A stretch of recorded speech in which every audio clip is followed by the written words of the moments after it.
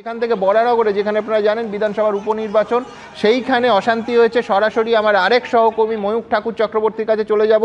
ময়ূক, মারাত্মক অভিযোগ কাউন্সিলর সঙ্গে বচসা এবং খোদ বাম প্রার্থী তন্ময় ভট্টাচার্য হাতাহাতিতে তিনিও জড়িয়ে পড়েন, এরকম শোনা যাচ্ছে। ঠিক কি হয়েছে ময়ূক? দেখতে পাচ্ছি ছবি। হ্যাঁ,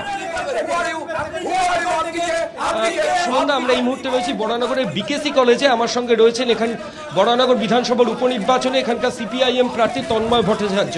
একটু আগে যে ছবি দেখা গেল, এই বরানগরের 14 নম্বর ওয়ার্ডের তৃণমূল কাউন্সিলর শান্তনু মজুমদার, তার সঙ্গে বচসা, অল্টারকেশন এবং তার পরবর্তী ক্ষেত্রে হাতাহাতিতে মতো ঘটনা ঘটলো বিকেসি কলেজের মধ্যে। আমরা তন্ময় ভট্টাচার্যের সঙ্গে কথা বলবো।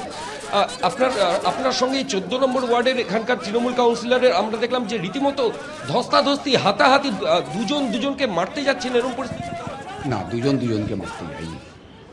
প্রথম কথা হচ্ছে যে আমি স্বভাবসিদ্ধভাবেই বা যে একজন প্রার্থীর যা করা উচিত, সকাল থেকে আপনিও ছিলেন আমার সঙ্গে, আপনি জানেন বিভিন্ন বুথগুলোতে গেছি, বুথগুলোতে বেরিয়েছি, কোথাও কোনো ভোটারের সঙ্গে আমি কথা বলিনি, আপনি নিজেই তার সাক্ষী।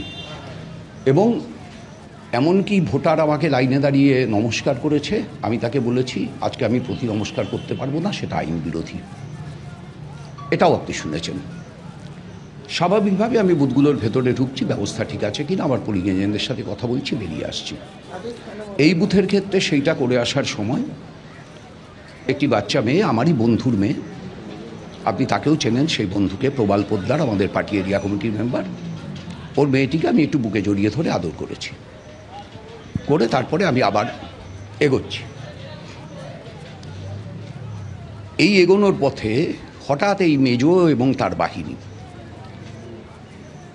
তারা হঠাৎ এসে বলে আপনি এখানে কী করছেন, আপনি এখানে কী করছেন? আমি বললাম আপনি কী করছেন? আমি তো ক্যান্ডিডেট, আপনি তো ক্যান্ডিডেট না, আপনি কী করছেন?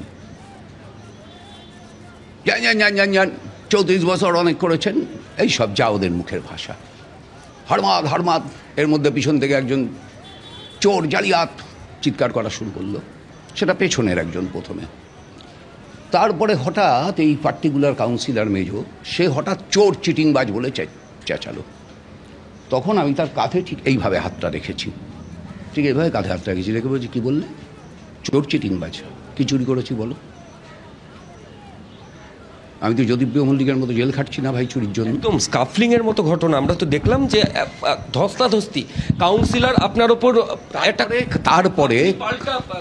তারপরে কাউন্সিলর এবং কাউন্সিলরের পাশে একটি ছেলে ছিল, আমি তার নাম জানি না, সেই ছেলেটি তারপরে হচ্ছে আমাকে খুপে খাপে 2-3টে ঘুষি মারে এপাশ থেকে, বাদিক থেকে। আমার মোবাইলটাও পড়ে যায়, সেটাও আপনারা দেখেছেন, মোবাইলটা আমি পরে তুলে সংগ্রহ করি।